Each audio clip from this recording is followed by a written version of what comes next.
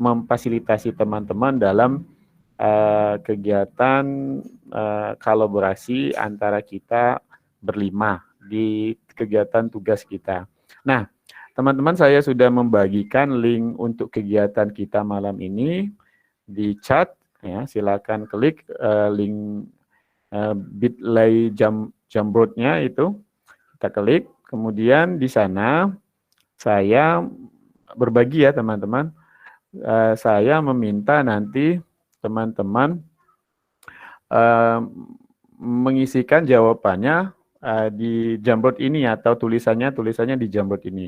Nah, saya ingin bertanya apakah teman-teman sudah bisa menggunakan aplikasi Jamboard? Teman-teman gimana? Pak. Sudah, oke. Nah, sekarang saya akan menuliskan di sticky note yaitu tema yang akan kita diskusikan, yang saya akan fasilitasi malam ini.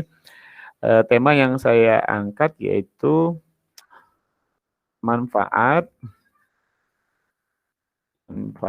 dari pembelajaran kolaborasi. Nah, ini yang akan kita bahas, kita diskusikan sama-sama, tetapi di sini saya meminta teman-teman menuliskan di Jamboard saya ini dari sticky note-nya. Silakan teman-teman untuk menuliskan apa sih manfaat dari pembelajaran kolaborasi. Silakan. Waktunya 3 menit ya. Silakan. Saya minta menuliskan namanya, misalnya bekerja sama. Saya minta menuliskan seperti Bu Risma. Di sini Bu Risma menuliskan belajar memecahkan masalah bersama. Yuk teman-teman untuk aktif menuliskan apa saja manfaat dari pembelajaran kolaborasi. Bu Asina menuliskan bekerja sama sama dengan jawabannya. Kemudian Bu Risma memupuk kebersamaan. Bu Asina, permasalahan yang muncul lebih mudah terselesaikan.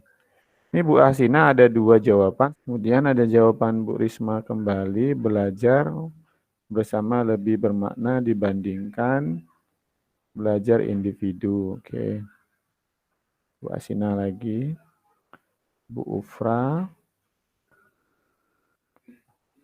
Bu Ahlia.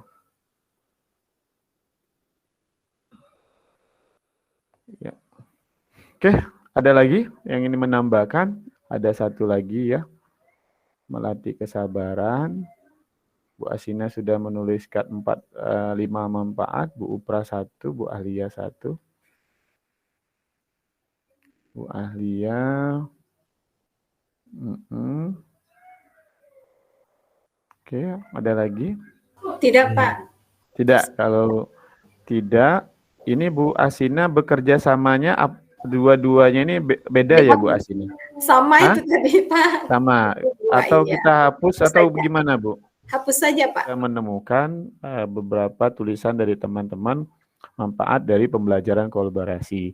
Nah, saya di sini meminta penjelasan dari teman-teman yang setelah menuliskan jawabannya. Pertama, saya menunjuk boleh? Menunjuk. Atau ada yang mau angkat tangan untuk menjelaskannya pertama kali? Silakan. Oh, silakan Bu, ada Bu Risma. Ya, silakan Bu Risma. Ada 4 tulisan yang disebut saya tulis. Yang pertama itu belajar memecahkan masalah bersama, ya dengan belajar pembelajaran kolaboratif, jadinya permasalahan yang dihadapi itu bisa dipecahkan bersama-sama gitu ya, permasalahan harus bisa disolusinya dengan memecahkan masalah bersama-sama. Kemudian menunggu kebersamaan. Nah, menunggu kebersamaan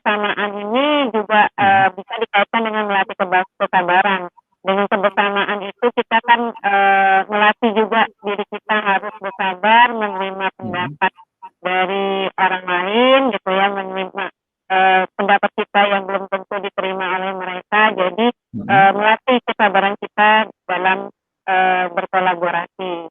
Kemudian yang selanjutnya, belajar bersama lebih bermakna dibandingkan belajar individu. Karena kalau misalnya kita belajar sendiri, ada satu masalah yang tidak bisa kita pecahkan. Dengan belajar bersama, yang pertama kita tidak tahu menjadi tahu, yang kita tidak paham menjadi paham dengan bersama-sama. Jadi pembelajarannya pun menjadi bermakna. Ini tuh penjelasan saya. Iya, oke. Itu jadi pembelajarannya menjadi bermakna karena adanya kolaboratif tadi ya.